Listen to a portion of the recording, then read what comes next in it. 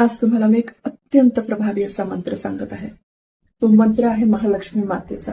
मग बिझनेसमध्ये असाल, जॉब करत असाल, हाऊसवाईफ असाल, इव्हन स्टुडंट्स असाल, तरी तुम्ही या मंत्राचं पठण जर का केलं, चॅन्टिंग केलं, तर तुमच्या आयुष्यामध्ये सुख, समृद्धी, शांती, समाधान भरभरून येणार आहे. लक्ष्मी मातेचा आशीर्वाद भरभरून मिळणार आहे. तो मंत्र आहे श्रीम ब्रजी.